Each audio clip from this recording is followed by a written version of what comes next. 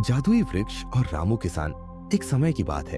एक छोटे से गांव में रामू नाम का एक किसान रहता था। रामू के पास एक छोटा सा जमीन का टुकड़ा था जिस पर वह खेती करता और अपने घर का गुजरान चलाता था। रामू बहुत मेहनती और ईमानदार था, लेकिन हर बार उसकी किस्मत उसका साथ नहीं देती थी। गांव में रामू का बड़ा सम्मान था और लोग उसकी बातों को मानते थे। एक दिन रामू अपनी माँ से बात कर रहा था।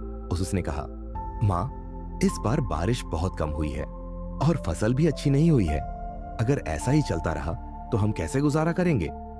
उसकी माँ ने उसे समझाया, बेटा, भगवान पर भरोसा रखो, वह तुम्हारी मेहनत का फल जरूर देगा।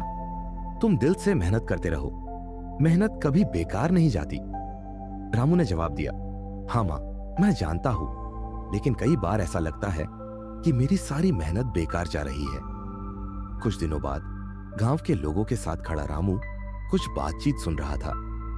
एक व्यक्ति ने कहा, क्या तुमने सुना? इस बार पूरे गांव में फसलें खराब हो रही है। अगर ऐसा ही चलता रहा तो हम सभी के लिए मुश्किल हो जाएगी। दूसरे ने कहा, हाँ, सही कहा, हमें कुछ और सोचना होगा। अगर हम सब मिलकर कोई रास्ता निकाले तो जरूर हल मिलेगा। रामू ने हार नहीं मानी। उसने दिन रात मेहनत की और अपनी जमीन का हर एक इंच सुधारने में जुट गया, लेकिन किस्मत ने फिर भी उसका साथ नहीं दिया। उसकी फसल लगातार खराब होती रही। एक दिन रामू लकड़ियां इकट्ठा करने जंगल गया। वहां उसने एक बूढ़े व्यक्ति को देखा जो थका हुआ और भूखा लग रहा था। रामू ने अपने खाने का हिस्सा उस बूढ़े को दे दिया। बूढ़े ने कहा, बेटा, तुम बहुत दयालु हो, मैं तुम्हारी मदद करना चाहता हूं। इस जंगल में एक जादुई पेड़ है जो तुम्हारी समस्याओं का हल कर सकता है, लेकिन याद रखना, उस पेड़ की शक्ति का सही उपयोग करना। रामू ने पूछा, जादुई पेड़, वह कहां है?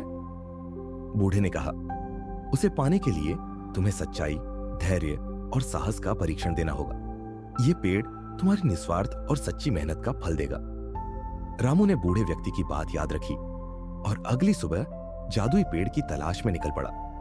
घना और डरावना जंगल पार करने के बाद उसे एक चमकता हुआ पेड़ दिखा जो साधारण पेड़ों से अलग था। रामू ने कहा, यह वही पेड़ है जिसके बारे में बूढ़े बाबा ने बताया था।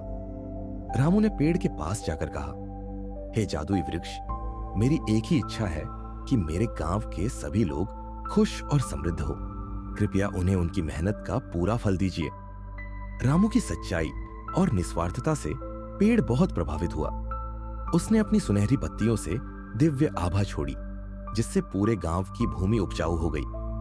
गांव में हर जगह हरियाली छा गई, फसलें लहलहा उठी और किसानों के जीवन में खुशहाली आ गई।